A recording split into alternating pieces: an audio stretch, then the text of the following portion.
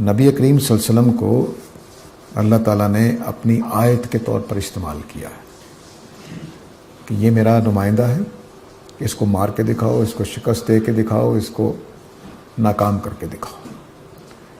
اگر یہ ناکام ہو جاتا ہے، تم مارنے میں کامیاب ہو جاتے ہو، تو پھر یہ میرا نمائندہ نہیں ہے۔ تو میں اس کو کہا کرتا ہوں کہ نبی کریم صلی اللہ علیہ وسلم اللہ تعالیٰ کے ہونے کی، خدا کے ایک ہونے کی اور قرآن کے کلام الہی ہونے کی ایک ٹینجیبل ایویڈنس ہے۔ پورا عرب ان کے خلاف تھا، وہ اکیلا شخص کھڑا ہوا، اس نے کہا میں اس سرزمین میں دین کو غالب کرنے آیا ہوں، کر لو۔ یہ کر کے دکھا دیا 23 سال کے عرصے میں۔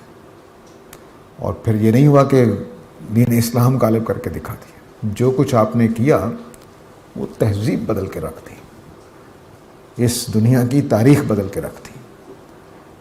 انسان کیڑا بنا ہوا تھا بعض مقدس چیزوں کا، اس کو اتنی آزادی دی کہ اس کی کوکھ سے پھر سائنس پیدا ہوئی ہے۔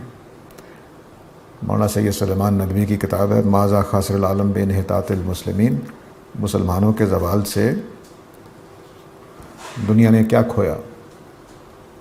اور مولانا وحید الدین خان صاحب دونوں نے ایک مشترکہ بات کہی ہے، ہو سکتا ہے ایک دوسرے سے فیض ہو یا انڈیپینڈنٹ ہو، وہ یہ کہ اللہ تعالیٰ نے وہ امکانات پیدا کر دیے نبی کریم صلی اللہ علیہ وسلم کے بعد کہ توہم پرستی ختم ہو گئی، تو سائنس نے وجود میں آنا تھا، اور کس نے آنا تھا۔ لیکن ہماری سائنس خدا سے جڑی ہوئی تھی، جدید سائنس الہات سے جڑی ہوئی ہے۔ تو نبی کریم صلی اللہ علیہ وسلم اصل میں ایک ٹینجیبل ایویڈنس ہے تاریخ کے نمایاں ترین دور میں۔ پرانے زمانے کی تاریخ بالکل محفوظ نہیں ہے، لیکن نبی کریم صلی اللہ علیہ وسلم کی ہستی ایسی ہے کہ لوگوں نے ان کے شب و روز کو محفوظ کر رکھا ہے۔